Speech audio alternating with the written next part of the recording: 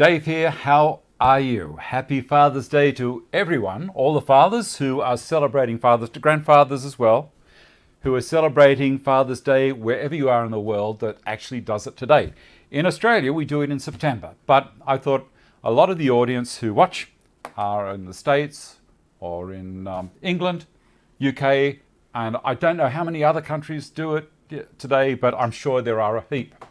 Okay, now, today, a couple of things. And as I say, for Father's Day, we're doing a massive giveaway. Well, for this channel, it's a massive giveaway from from Axminster Tools in the UK. They are supplying a UJK Parf guide system and 2 super dogs. I will try to see if they can also throw in the chamfer tool as well. That'd be fantastic. Now, if I can get some feedback in the chat section there as to whether or not we're streaming all right, if the picture is okay, if the sound is coming through all right. I did have a quick microphone debacle around about 5 minutes ago where one of the batteries looked like it had died. So I've changed those over. If for a start, if the stream is running and you can let me know, I may have to switch the batteries out in the receiver during the show, but we'll see what happens. We'll see what happens. It looks like everything's okay. Thank you, Zane. Excellent. Right, now today a couple of people have been saying to me lately that they don't like to watch a talking head. Now I get that, I totally get that. So today, really first off the bat, we're going to make one of these and you're going to be jumping up and down saying, how exciting. Now, tell me what you think this is. Throw up some comments. And whilst you're thinking about what this is, I will also have a quick mention about the, what was I going to talk about? I need to read through what's on the show.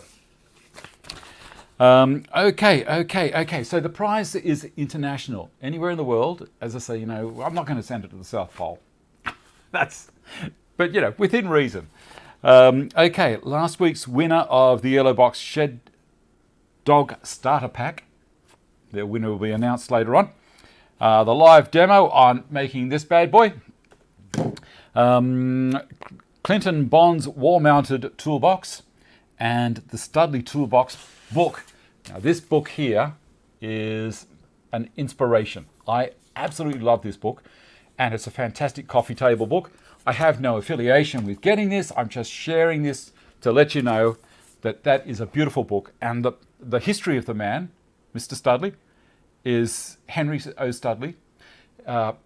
Unbelievable. He was such a smart man. Piano and organ builder. And also dabbled in real estate, if you didn't know. Okay, Paul Mumford's new backyard shed. And this is an interesting thing. He's created a small shed in his backyard right down the back, up in Mount Victoria. It's absolutely beautiful.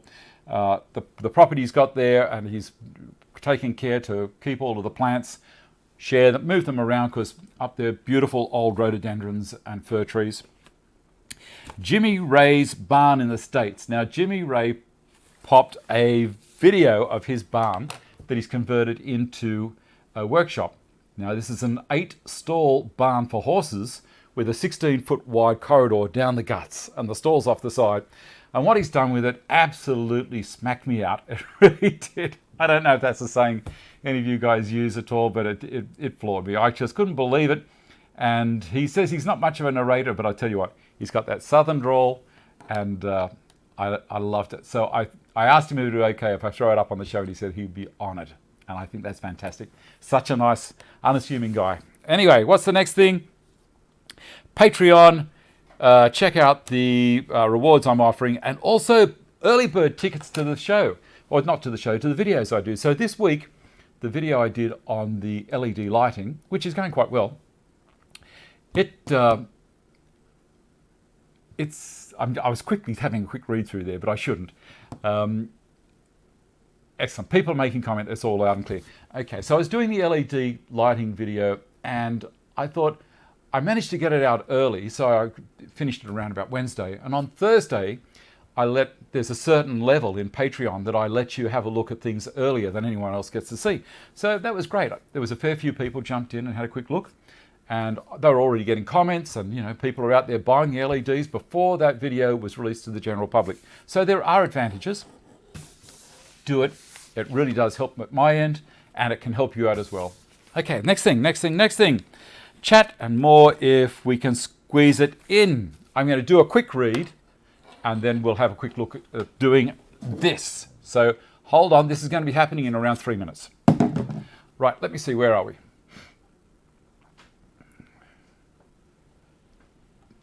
Did I cop any snow this morning? No, I did not. But I'll tell you what. This is the temperature at my place at 10 to 9 this morning. So it's cold.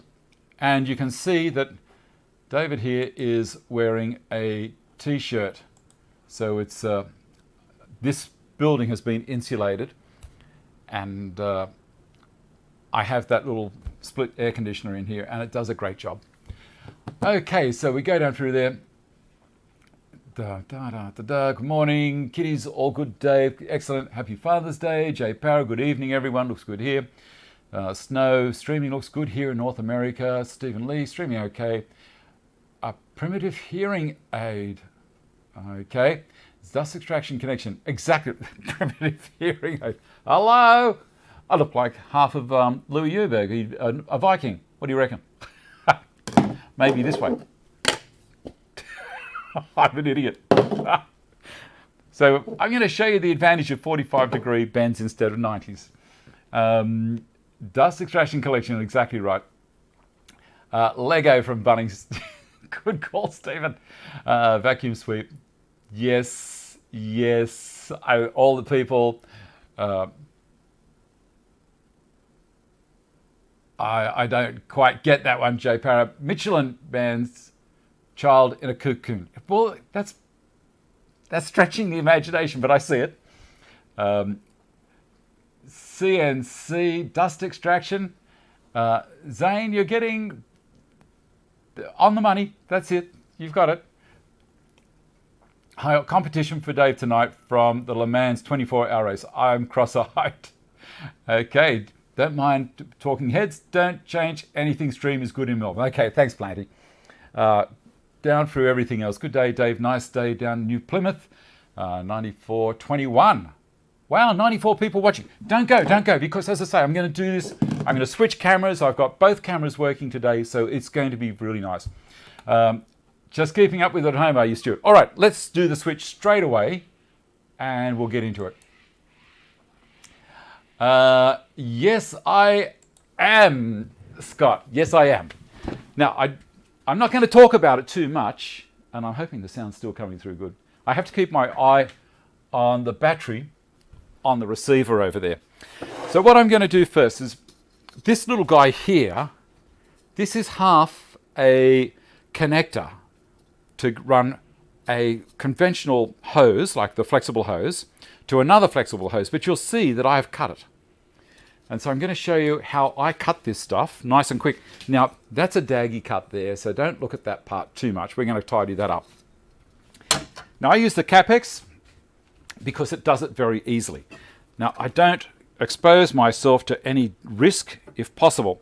So what I do is I get a stick and I slide it inside until it's just that side of the this slot where the cut's going to be. Now on my saw, I have this clamp that I can push down, and with it also I push up at the same time and then push that down, and that's got it locked. It ain't going anywhere. All good? Okay, thanks, Dave. This is a great YouTube video by Highland Woodworkers about Studley Toolbox. Excellent. There is. It's a beautiful book. All right. This, when I'm doing this, is very important. Now I'm also going to turn on the dust extraction from underneath here. I'll make sure that that's open. And with plastic, because it's so light, the dust extraction really has a hard time collecting things. So there'll be rubbish everywhere, but I'll catch a fair bit of it through the back here, which is through the dust extractor down the bottom, and also through the box, which runs through the main system. So I have everything else turned off, so it'll be just collecting here. But I will be wearing this. And one of the other things I'll wear, if I can find them, I was pretty sure I had them here. There they are. These little guys. Now these things are 3M, again no affiliation, but they plug into your ear. Now the only problem with these guys is when you take them out, they clean your ear out at the same time. So when you take them out, you don't show anyone, you hide them away behind your back because they'll be covered in wax. All right, here we go. I'll plug that one in. Oh, here's a tip for putting these in. What you do is you pull your ear down, pull your lobe down there, then push it in, and that locks it in brilliantly. And it makes it a whole lot more easy to put it in and more efficient. Do the other hand. You find one hand knows how to do things, the other hand doesn't. Got it. Beautiful. Where'd everyone go? Can't hear anyone. Okay. Dust extraction. Turn the big fella on. Now it's sucking down at the back here.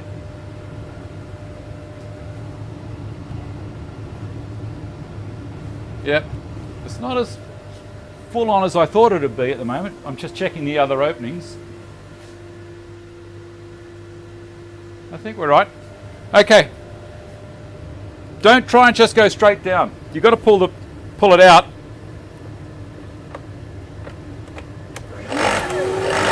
And down.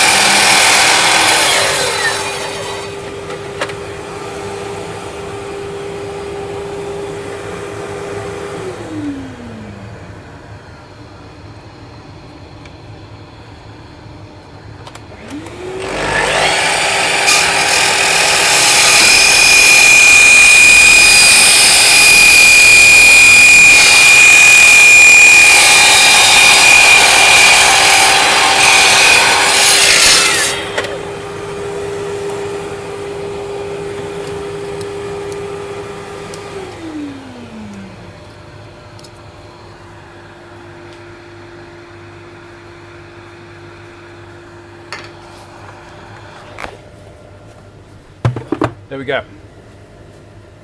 That's a magic trick. Don't leave them there.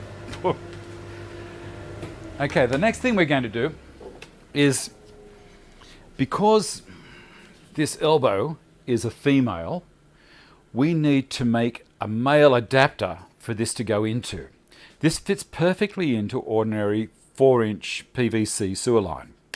I always call this sewer because that's all I ever used it for when I was building. So 4-inch PVC female, that's flopping around all over the place. So we need to create an adapter. So I'll get a piece of pipe. And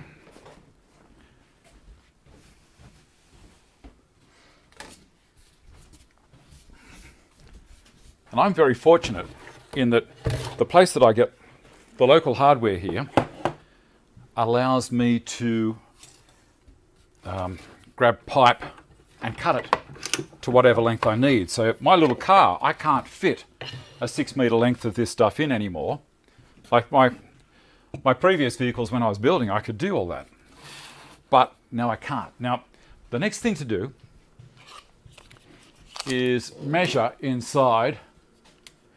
Inside here, there's a lip that stops the pipe going all the way through. And so I measure that, and that is very close to, I don't know if you can see that. Let's spin it around this way so you can possibly see. Just past 50 millimeters, which I'm guessing is going to be 2 inches. So I'm going to cut a piece of this 2 inches long, and I will use a felt pen. Just this guy. This is a little laundry marker. I don't know what you guys call them over in the States. Just here we just call it a felt pen. Because the nib is felt and it's a pen. There you go, that's very technical. 50 millimeters.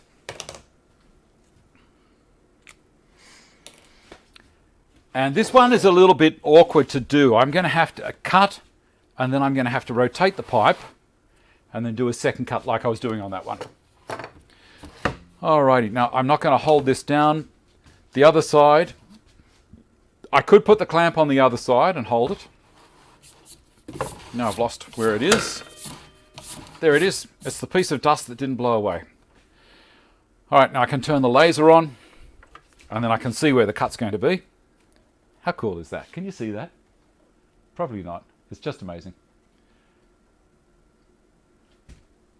Sharpie in the USA, hey? Alright.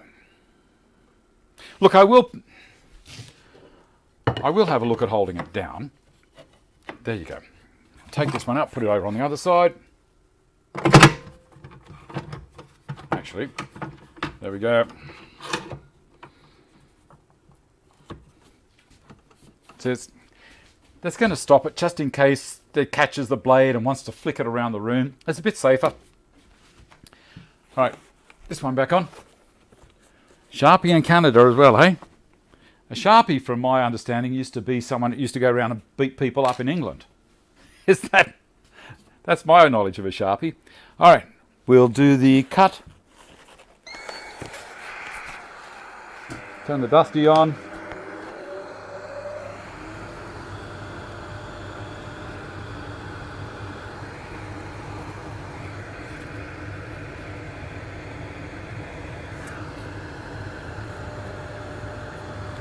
I'm going to hold it and cut it, pull it forward.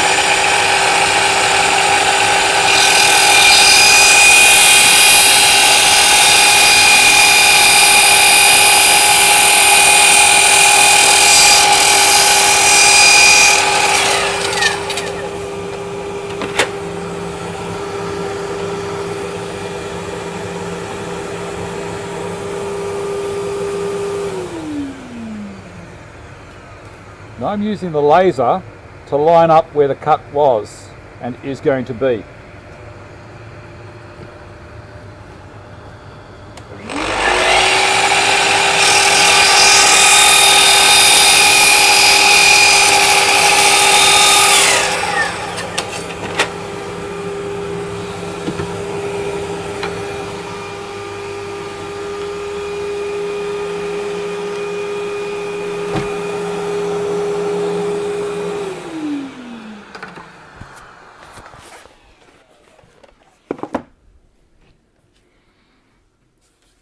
Hide those away from you.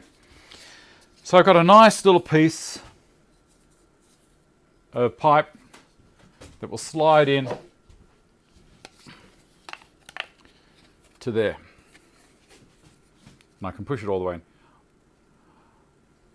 I can glue this if I want to. Now we try and push it all the way in. See, just, let me see if I can get it so you can see it properly. At the back here, I don't want any lip, so that's why it's important to cut this to be able to push it all the way in if you can. We don't want any of the airflow disturbed. There's going to be so much disturbance, I was going to say distribution, there's going to be so much disturbance from the corrugated flexible pipe that's going to go straight to the dusty. We try and restrict it everywhere else, keep it as smooth as possible. Now the next thing I want to do is, I know that that's not going to fit in there perfectly. There's all different manufacturers of pipe and it's going to, you know, it's so close but it's not there. It's so close but no cigar. So what we're going to do now is we're going to switch cameras and go over here.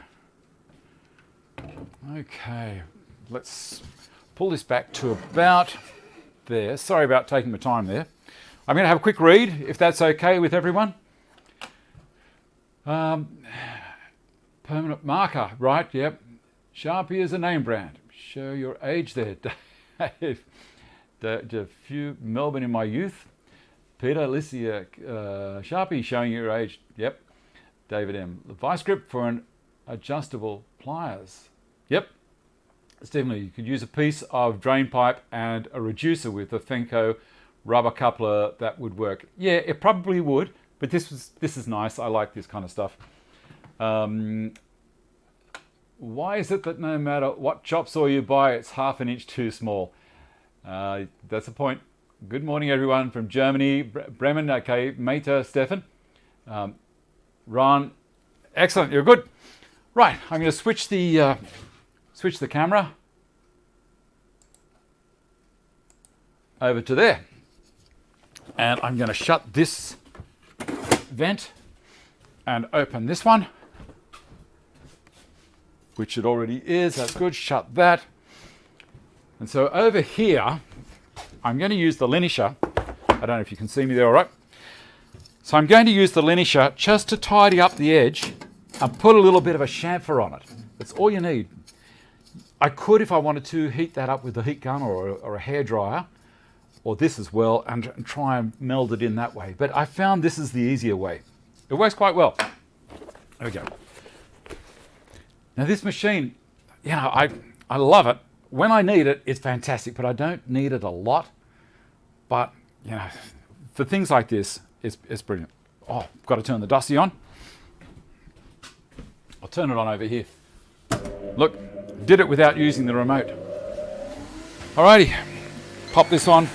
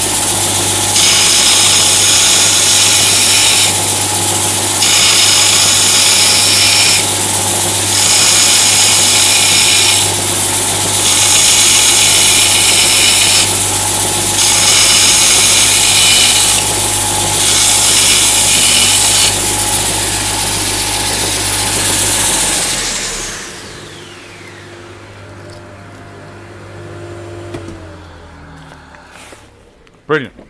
That's worked really well. So that's what I've got. I've got rid of all that. This stuff peels off. You just grab it. If you're really pedantic about it, you'd get a piece of sandpaper and just touch the end up. I've got a piece of sandpaper right here. Look at that. Done. All right. I'm just going to switch the cameras back over here again. Yeah, Zane, I just mentioned that I could have heated the fittings up, but I think this works better. Switch cameras again to there. All right, where are we? So there's the male section in the female. There's the 45-degree bend, and the male to reduce the diameter. So this is your standard pipe size, and then this will now go in there. And I can push down a little bit on it. There. That looks pretty sexy, doesn't it? Now, if I wanted to, I could also cut a 4-inch section, to go from here into the next one. About that long. Like I did with this one. Here's one I prepared earlier. Like so. Now there's another little trick. On the pipes, you'll notice that there's a seam. On the joiners, I should say, you'll notice there's a seam. You're not going to be able to see it terribly well there, but there is a seam right there. There, I'll just get on the light. See, it's right in the middle of the light. Now if you want your joins to be perfect, you line those seams up. So as you're putting it together, I don't know if you're going to see that seam there as well. There's a seam right here. You'll feel it even if you can't see it there. And line it up with the seam above. And then they'll be perfectly in line this way. So you won't have one end pointing down and the other one pointing up. Try and work the seams if you can. Some pipe manufacturers actually have little marks on there as well. Alrighty, so there we go. That's it for the demo. So, well, maybe there's one more thing I can show in the demo, and that is how that it actually works at the other end. Changing cameras again. Back to this one. And I've got a bit of pipe here. So here's the flexible pipe. Drop down here. Here's the flexible pipe. And it goes onto there perfectly. Absolutely beautifully. Look at that. There you go. So this will mount to the pipe run that I'm going to put on the ceiling out there. And this will be hanging down and going onto the top of the machine. So that's for another day.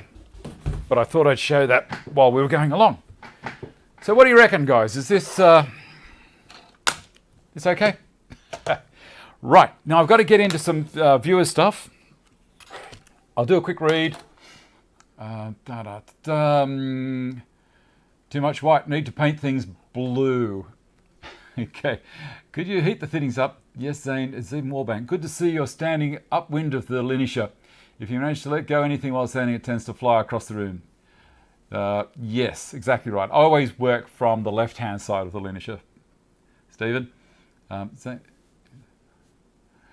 I would disappear in the blue there, Michael, correct, if I painted everything else blue. Hi all, sorry I'm late. Been in the workshop and lost track of time. That's okay, Hilton. Into the corner. You can turn around and watch because we'll be doing something of yours very soon. You're back. Okay, on the way to the corner. I dusted the seat off ready for you, Carl. That's fine. Another one for the lathe tools. Yes. All right. Next. Let me have a look at my list. And I think I've written things out in order. The first one is stools. Stools from Stephen McFadden. This is a stool that Stephen made, and he sent in a little bit of stuff to me. I love this stuff. If you've made some things, send it in. I want to throw it up on the show for people to see. Dave, a couple of pics of two stools that I made after watching your YouTube presentation. The stained one is the first I made after watching you, and the second unstained is one of 6 that I'm making for my family. It has a thicker seat. So this is the unstained one, and the other one here is the one that he's already stained. How good is that? Back to there again. You watched that little video I did with the Craig jig making that stool, and I've got a couple of them in the workshop here. They're a handy stool, and if you need it if you need a chair in the workshop, they're a great idea. Easy to sit on, easy to make. Hand tools or power tools, whichever you want. I'll show you both ways.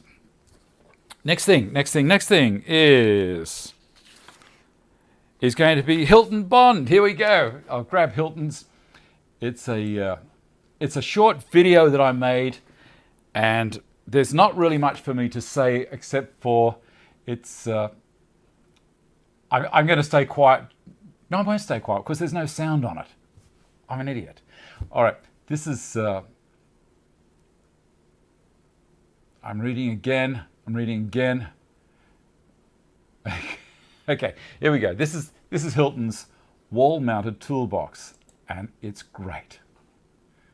You see, Hilton has just gone in. He's made this box out of packing crate ply, and he put a beautiful face on it there. This is inside. How beautiful! That door is hinged on the left-hand side. It opens up to reveal another section in behind, but he hasn't shown me that part. There's his planes, spoke shaves, mallets, and hammers. And then on the other wing, all of his chisels. That is just a credit to you, Hilton. Brace and bit. There's an old Stanley like I had as an apprentice. And what's the next thing? It's a router plane. Now that thing is, as old as God. There's the front again. Fantastic. I love it. Thank you so much, Hilton, for sending all of those in for us. That is fantastic. I showed Hilton a picture of this, and this is the Studley toolbox. I'll open it up and I'll show you a picture inside because it really is very, very nice. It's only small. See, there it is on the wall above his bench. So people look at this toolbox and think, wow, how cool is that? And then here's an old guy getting in there, and old guy, he's probably going to be watching and cranky with me. Giving it a quick tidy up using the white gloves. And the detail. This is mother of pearl inlay. Just amazing. Beautiful, beautiful, beautiful. And there's a picture of the whole box. And from outside, it looks like nothing. Absolutely nothing. Anyway, that's it's called Virtuoso. I've no idea where you can get it. I bought it when the company that I work for used to sell it. I don't know if they sell it anymore. I doubt it. But if you can get a copy of this, it's a fantastic book for a coffee table. And Father's Day, if you haven't got a present yet, see if you can get that for Dad. All right. Yeah, that thing that Hilton made was absolutely beautiful. 1:30. We're travelling well. What's the next one that I've got? Paul Mumford. Now, with Paul's photos, he sent me an essay like War and Peace. And so I'm going to read it. It's going to be 4 minutes. And I've tried my hardest to create a slideshow that I don't have to look up for, but I probably will. And it'll be tracking through photos of what he's done. So forgive me if the photos that you see on the screen aren't lining up with the words that I'm saying. I did try. All right, here we go. Paul, where are you? Here we go. Hi Dave, I thought I'd submit some details of my shed, currently under construction. While not large, it would probably fit in one of Jimmy's stalls in his barn. It will be a space to apply my various interests: stained glass, furniture restoration, especially bentwood, CNC machine and manual woodworking projects. Located at the bottom of the yard, surrounded by many firs, rhododendrons and other colourful trees and bushes, and this has somewhat limited the size to 4 metres by 6 metres, including veranda. I'm modelling it to fit in with the main house, which was built in Mount Victoria, New South Wales in 1883 and is historically significant. The site preparation. Let's see if it's going to flick to the next picture. Here we go. Before construction could begin, not only was there an old chook run full of firewood to be removed, there was also a couple of rhododendrons, ancient ivy trunks and a substantial bit of ailing blueberry ash. As well, with the site being under very old pines, there were about 200 to 300 millimetres of spongy pine carpet to be removed to get to the soil below. A dingo would have been handy, but as I didn't have access to one, spade and picked it in a few weekends. The rhododendrons were transplanted elsewhere in the yard. Oh, we're going great. Construction. We purchased a garden room from Melwood Cabanas and Garden Rooms, as they had what I needed in both design, size and cost. And council approval is not required for these shed. It arrived 7 a.m. on a drizzly day, and all 3 guys had it up and were gone by 1 p.m. on the same day. Needless to say, the shed is very well constructed and of good quality. Doesn't that look great? The first thing to do was line the eaves and add barge capping, as the build was very basic. Then it was time to paint. All the weatherboards were rough, sawn and furry, so the old Wolf orbital sander went to work. I started to paint the front with a sealer using brush and roller, and There was a whole lot of there about painting, but onto the electricals. Wiring was next. Lighting and power was run inside with generous points and access for power. Lighting includes central oyster lights and switchable strips down the length. The power main was run from the main house switchboard to the switchboard in the shed. This required 40 metres of trench, 600 deep, and 60 metres of conduit cables oversized to compensate for voltage drop over the distance. As I say, he started digging the trench and then he got someone else to finish it with a machine. Walls and ceiling. He chose to line the walls and ceiling with 12mm ply to avoid any possible sag, and the walls with 19 to allow me to attach things to the walls. And I chose, rather than rely on location of studs. For the peak of the ceiling, I had to make 2 struts to support ply strips, and this hid wiring for lights running down the length of the shed. I dressed edges of the strips with 9mm dowel and installed the oyster lights. Next came the walls, but before insulating and lining them, I installed vents at either end for some cross ventilation. This became closed off internally and as desired, but of flimsy plastic, and will be making something more substantial. Currently in the process of adding architraves to windows and doors. The Stanley and a makeshift shooting board are invaluable here, I find. Next step will be to finish the wiring and go on grid before painting the ceiling. Undecided at this stage to go with panels, paint or stain, but I guess that will come in time. Well, there you go. I think I did it. I did it. Oh dear. That was a challenge, that one. That was a challenge. All right, let me have a quick look here as the stream. Yes, they are. Look, everyone here is so talented. It's great. I love to see this stuff. If you're doing a shed or if you've got a project on at the moment, flick them into me, davestantonfans@gmail.com, and I'll have a look. And, you know, as I say, it doesn't have to be grand. It can be a toothpick. I don't care. If it's your project and you're proud of it, send it in and I'll have a look. Obviously, I wouldn't show a toothpick, but you know what I mean. Okay, putting coffee table, books in the corner issue, Stephen. That's no good.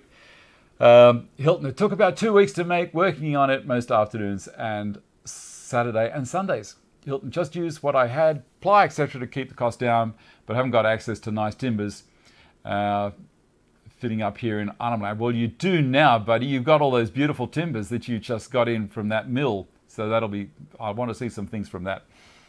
Ron Snyder, pretty impressive.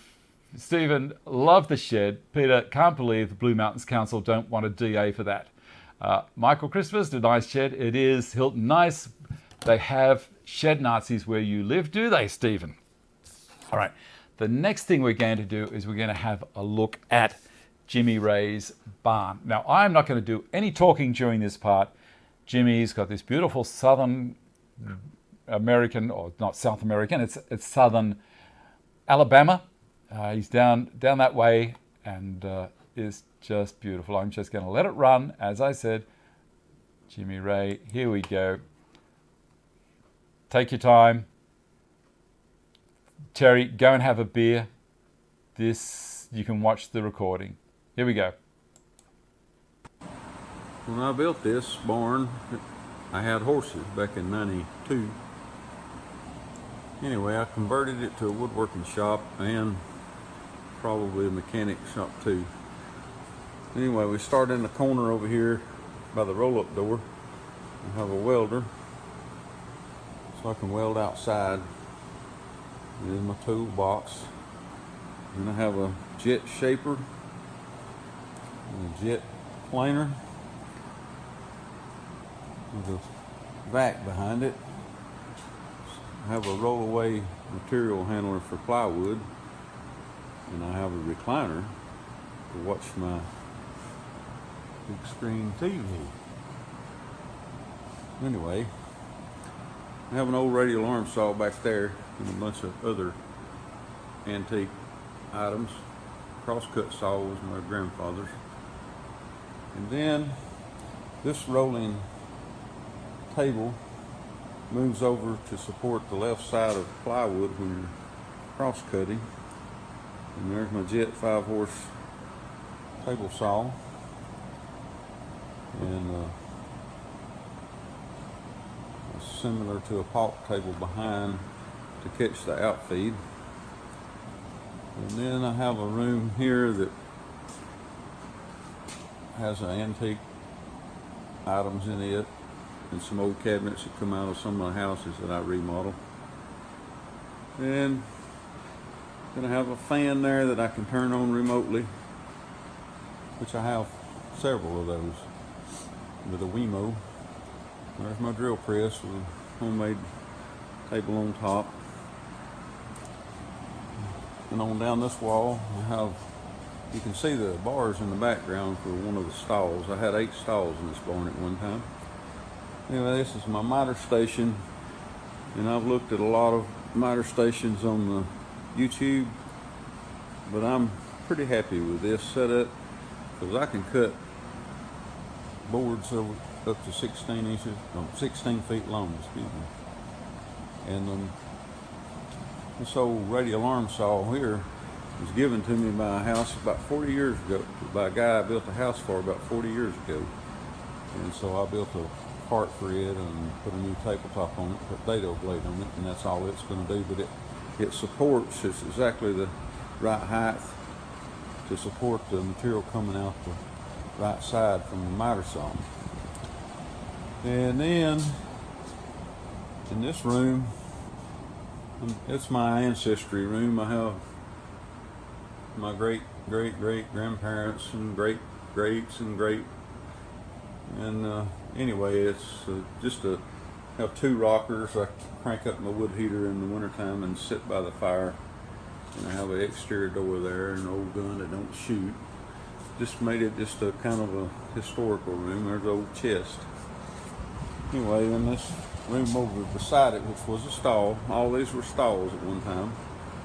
I have a skeet shooter and or skeet thrower and tables and what have you if we want to have a little function up here. But then here is the Craig Foreman electric model, which I love. You can drill pocket holes so much faster. I have a vac down there. I just have to hit the switch. Now, I don't plan on putting the central vac in because everything I have in here is on casters. Everything. So I can move it around if I want. I can change my layout. And there's another fan, and a heater. And then I got my clamps on this end. Craig clamps, pipe clamps, bar clamps, all kinds of stuff. One thing I didn't mention, I have a tape measure at every station, and a pencil and a hammer, so I don't have to walk very far to get a tape or a pencil. It's all at my fingertips. And there's my DeWalt main station where I have all cordless, all types of cordless stuff. And then there's a edge sander, jet edge sander, a little vise beside it.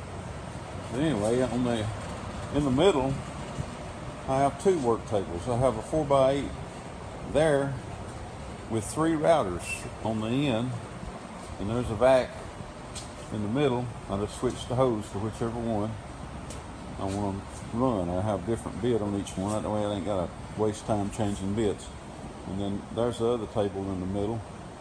And this hallway is 16 feet wide, so it's easy to just turn around and lay your material over on the work table.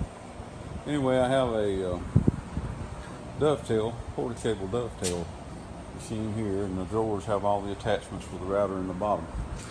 And then here is a drum sander, jet also, bought all jet basically. So anyway, this table in the middle, I do a lot of sanding on it. It has a birch on it, and the other table has just AC. And then in here I have a porta-cable planer and a porta-cable joiner, which I started out with for till I stepped up to the jet products. This is just basically a storage room. I have extra things like a little mobile table saw, and everything's on wheels though, or casters. And anyway, there's an air compressor for this end. I have air compressor on the other end. There's the extra air compressor in case one goes out. And then there's storage shelves and a gun safe that has a few valuables in. But an old Craftsman bandsaw, which I have a jet bandsaw now, and there's a smaller bandsaw. Anyway, it's just set up real nice. The stalls make it convenient to hide stuff away that you don't use. And then I have a collection of old planes just laying around, and a lot of other stuff that I collected before I made this a woodworking shop, so I just left all that alone. And anyway, then on the right side of the table saw, I have another DeWalt station, the impact, drill, what have you, so I don't have to walk all the way to the other end. I guess I'm getting lazy in my older age. Then this is mostly for farm type things, like working on my tractors and hay baler and rakes and mowers. And then I have this room. It's just full of stuff. It's just stuff I need occasionally. More DeWalt tools. Just got it hanging on the wall like crazy, shelves, all kinds of stuff. And then there's my jet bandsaw that I have to move out there when I need to use it. Oil and oil filters and what have you. And then on this side I have another set of tools, and there's a heater that I have for wintertime. And there's the other air compressor on this end, and then there's my roll-up door. But on the roof I have ceiling fans, I have a disco ball, I have snow sleds, but don't look like we're ever going to get to use them. And I just have a lot of stuff. Oh, I didn't show you this room. This is another room where I have all kinds of screws, those DeWalt carts that I take on the job sometimes, another little toolbox, and then I have more shelves and more stuff than I can think about. Anyway, I have carts, or dollies rather, another heater that I use in wintertime, and then just stuff. But I have a bunch of stuff. But I'm enjoying my old age, and maybe I'll live long enough to build some things in here. But anyway, that's pretty much it. So what do you think of that? I love watching it. I think that's just fantastic. It's I love the disco ball, as Loswitz just made comment there. Jimmy, do you ever get down there and do any Saturday Night Fever stuff? I don't know what you guys do over there in Alabama, but have a look. Have a look for Jimmy Ray Wallace on Facebook. He's got some amazing video there. He has a construction company in the States, and his son is just taking it over. And Jimmy's retired, and as he said there, he's got all this stuff, and maybe I'll make something one day. I love it. It's absolutely beautiful. All right, what's the next thing we're going to do? I'm going to show you a little bit more about the prize that Axminster is giving away. I'll grab all these bits and pieces. So the UJK Parf guide system is fantastic, and it starts with these things. Now, these are called Parf sticks. Now, don't think that they are a ruler because they've got markings on them. They're not sold as a ruler. They're sold as a 96mm regularly spaced 3mm hole along this. It's all been done by a machine, not punched. They're drilled out, but they're done to unbelievable tolerances. Now, those things work in conjunction with each other. There's two of them. I'll show you. See? There you go. Now, the thing is as well, when they're shipped to you, they will come in a long tube. And every one that I've seen come in, I've seen one with a little dent on the end, but they're very well packaged. The next thing is this. This is the heart of the whole system. This is very well engineered. These are a bronze bush and an aluminium block. Now, a lot of you guys in the States will call this aluminum. It's in Australia we call it aluminium. I think also in England it's ALUMINIUM, I think, if my spelling is correct. And I go through how to use this on the video that I created about how to build the Stanton bench. I've got to get a plug in somewhere during the show for my bench. It's been going really well. People have been buying the plans for this. I'm so impressed. I didn't think they'd do it. I thought, anyone would be able to work out how to do this, but people seem to be jumping in, buying the plans, and are making them. If you've made a Stanton bench, please send me photos. I'd love to get some photos in so I can share them on the show as well. So again, DaveStantonFans@gmail.com. The rest of the system is this little guy here. This is a support with a 3mm diameter hole, and it's been just so well engineered. This you put on the piece of timber that you're going to drill holes in. No, you can't see it there. Pretend my hand's a piece of timber. Drill down through there, but that would hurt. So that guides the drill. It also goes into this block here in such a perfect fit to also work in conjunction with everything. It comes with a pair of short dogs, and the short dogs drop into here, and it positions it on the piece of timber for you. And then we've got the drill itself. And this is a 20mm Forstner bit with a Centratec chuck fitting on the end. So it will go straight into a Festool drill. It does have a stop collar, so you can set the depth for whatever reason you need. Now, I've been advising people, when you're using this down through the guide system, to make sure that this doesn't go all the way through the piece of timber you're going. Stop it around about 3mm shy of punching through the back. So you can do that with that depth collar just here. Okay, and then you can turn the whole board over the other way and then work from the other side, because the hole will have come through from the point. Or if you've done the 3mm hole all the way through with the drill, which is probably also a better idea, because the point is not a cutter, it's just a guiding point. Okay, you've got all these pins. These are tiny little 3mm pins. I don't know if you'll be able to see these. Maybe against my shirt it'll be a better way. There's 3 of those, and they all make sense when you start using the Parf sticks to lay out the Pythagorean triangle to give you a dead 90 degrees, no questions asked angle. They give you a 3mm drill as well, which goes into the guide, and it's a fantastic fit. Very, very good. And also an Allen key to be able to tighten up the stop collar.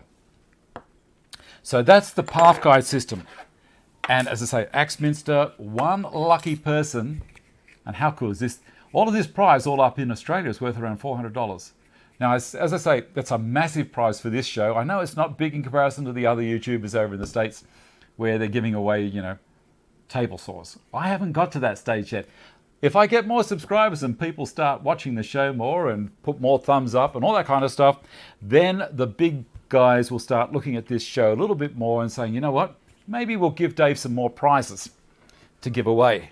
That'd be great. How cool is that? Now, the Parf dogs, the Super dogs. These things are pretty amazing.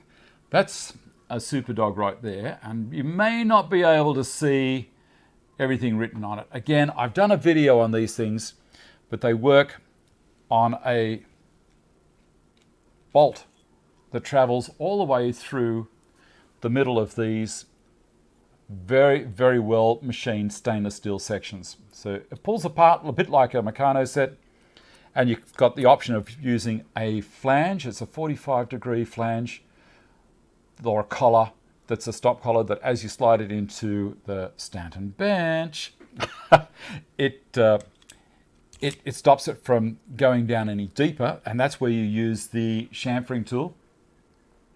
And as I say, I'll see if Axminster want to throw in a chamfering tool as well. There's another $40 or $50 right there. But as I said, if they won't, that's okay. I haven't asked them about that yet. You can use a 20mm or 25mm countersink, through-hole countersink, or even a 45-degree ball-bearing chamfer cutter put into a trimmer. So a little 1/4-inch one, it'll drop into the 20mm holes and do a little ring like that. That will do it. So there's all sorts of things. There's a flange that comes out to the diameter that's the same diameter as all of the other dogs that UJK sell, and there's also a conventional style ring that turns it into just one full-on flush without anything there. So if you want to cut very, very thin board, that you can go that way. Now, I suggest to people, if you're going to get one of these, get 3, because you can put one at either end to support your track, and because there is no collar on it, you can also put it at the other end. So one dog will be acting as a track support, and also it'll be acting as the stop for the timber to push up against it. One back here for the timber to push up against, and then another one over here for the other end of the track. And that makes sense to me. So you won't be getting 3 if you win this, you'll be getting 2. But I would suggest that you find out where they sell them and grab them. So What a great price. How nice is that of Axminster to do that for us?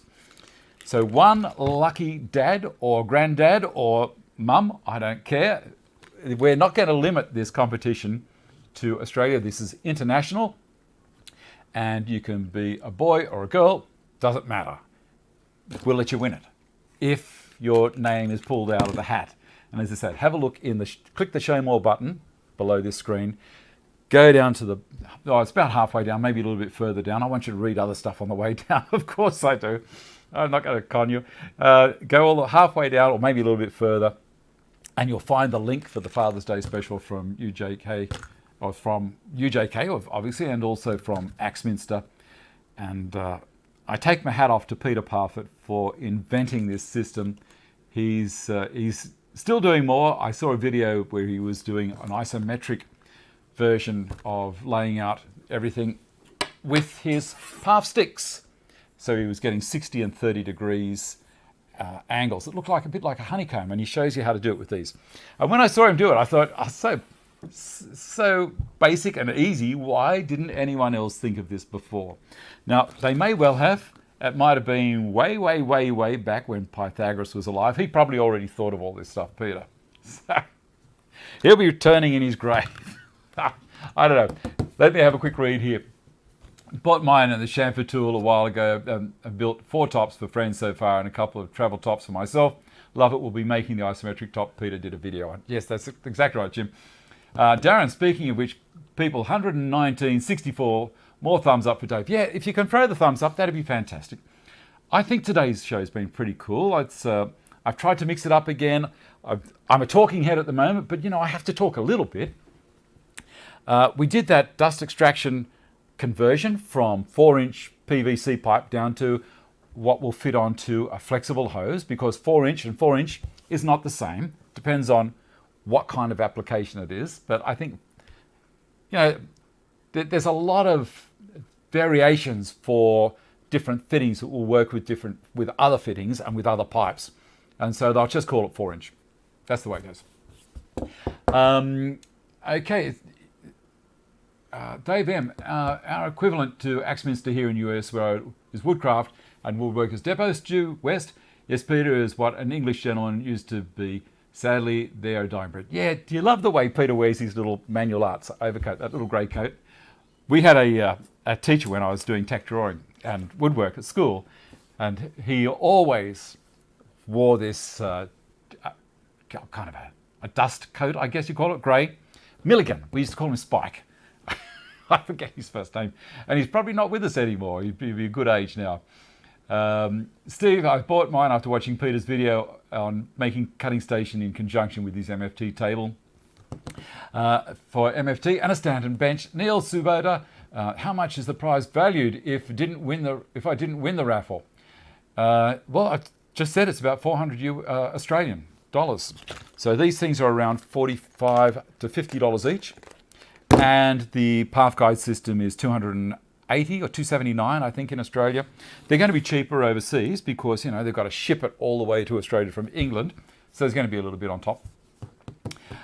Steve, New Brick Wood Workshop. Yes, Jim Coogan, TSO products sell the Super Dogs and Parf systems in the US. They do indeed. But you can go with TSO or you can go with Axminster in UK, and in Australia you can go with Carbotech because Carbotech stock a whole heap of TSO product as well. Now that brings me to the next thing. Next week, another big prize, not $400 worth, but it's going to be close to $300, and that will be a GRS 16 donated by TSO products. You took the words right out of my mouth. I was talking to both companies and said, look, what do we do? And I've totally forgotten that today was Father's Day for people in different parts of the world, because it's not for us. And I have been speaking with Eric and speaking with them over at Axminster. And Eric hadn't quite got back to me yet regarding how quickly he can get a GRS 16 to me. And so that's why I went with this one for the big one for Father's Day. But next week, another great prize. So what do you think about that, guys? I spent a lot of time trying to get other companies on board and show their product. and get some to give away for you guys as well. Have a quick read. Superdogs Parf system, Planty, thank you. Superdogs look simple, but it's not great design. Ben Berg's, any concerns about the big cat running around the Blue Mountains this week? No. Barry's fine. Oh, Barry's looking a whole lot better. He's on steroids. And what else is he on? Turmeric. Now, we put him on turmeric to try and make his hips feel a little bit better and to walk easier, because a couple of weeks ago I was down in Melbourne and my ankle was killing me, and I jumped onto turmeric tablets when I got back. And I'll tell you what, ankle, within 2 or 3 days, it was like I had a new foot. I couldn't believe it. Unbelievable. So we spoke to the vet and he said, yeah, turmeric is known to be a thing that will reduce swelling. And so we put it on, we gave it to Barry. I'll tell you what, there's little capsules you can buy. We gave him a smaller dose than what's in a full capsule designed for an adult. And I put him out this morning, give you an idea. I walked past where his bed was and he popped his head up straight away. Now, he hasn't done that for a year. And then I picked him up, put him outside to go and do his business. And he's normally just sit down and flop. Stood up fine, walked off, jumped inside. I couldn't believe it. Walked inside this little ledge as he comes in. He jumped over it instead of, just dragging his feet and falling over the thing. If you've got a thing where you've got joint pain, give it a shot. I don't get anything for this. I'm just filling you in on what has worked for me. Turmeric, amazing. Absolutely amazing. I'm going to be buying more of it. I just go to the local chemist or a drugstore or a supermarket. They should have it on the shelf. Okay, who won? Who won the competition? Do you want me to read a couple while we're here? We're going a couple of minutes over, but that's all right. Let's see what we've got. Now, these are the answers for why you should have them, the things from John. All of them really, but the kits and the cam clamps impress me the most.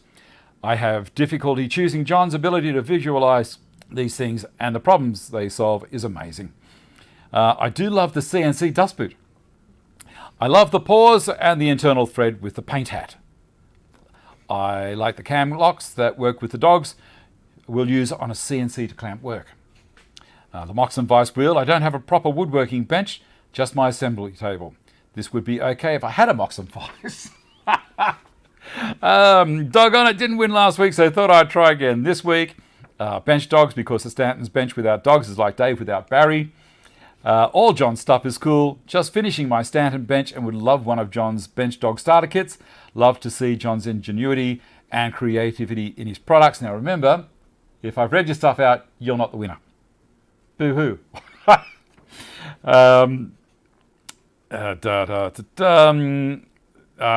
Of course, John makes great stuff. This product will be a great addition to my toolkit. All of John's products are well thought out and great quality. Be a great addition to my workshop. The Buddy track grip makes the TSO guide squares even easier to use and is well priced to suit. I love the dogs. Festool track threaded dog collar as a retired vet. I have the plans of running my own mill shop. All of the dogs are impressive because they are so varied, practical, inexpensive, colourful, and will improve my woodwork immeasurably. Oh dear. Love it as always. I really like the Hodor, a great show into the bargain.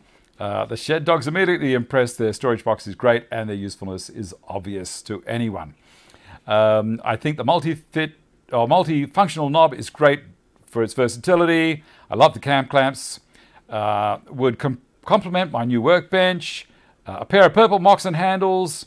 White clamp looks like a great and simple design. I love the look of these products. Need to win something. Unlucky you didn't. Impossible to select one product. They're all unique. And the winner put 5 entries in. Be aware, you can enter every day in these competitions. It's not just the one day. So be aware of that with the next one as well.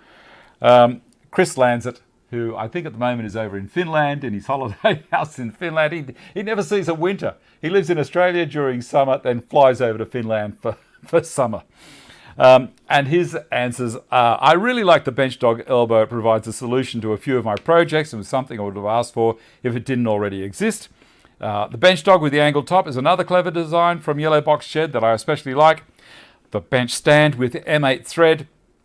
If I do If I had to do my Stanton bench again, I would use them instead of the Rockler bench cookies. I think that your whole range of dogs are very clever and useful. The little painting caps for bench dog and long dog especially so. I like all of your Yellowbox shed products. Impossible to decide which impresses me the most. And that's from Chris. And that's not why he won, but as I said, it's a random pick from Rafflecopter. I've been talking too long. And it's time to finish the show, guys. I hope you enjoyed it. It's been great to get it to you, and especially to give away these prizes. I feel like Santa Claus, you know, here's one for you and here's one for you, but unfortunately I don't have a truckload to give away. When prizes come in, the people offer them to me to give away, I do it, and I'm so happy to do it. Keep on coming back, keep watching the show, give me a thumbs up if you can. Have a look at the video that I did on the LED lights. There were some concerns about, you know, that color having a negative effect on your physiology. I haven't seen anything that states it. I feel fine. I run 6,500 Kelvin in this room and in the other room. And, you know, I think I'm okay. I'll leave that up to you. And what else? The video I'm doing next week is another garage video. It's not the big one, but it's another one. And especially if you're in Australia, you will want to see this other video. I'll tell you what, it's made a huge difference to my garage. On top of the LED lights, it's just knocked my socks off. So keep on coming back. I'm glad Barry's well as well. Thanks, Paul. Michael, great show. Thanks, Zane. Great show as always. I shall see you next time. And I'm going to leave my finger up here like this for a little while before I turn it off.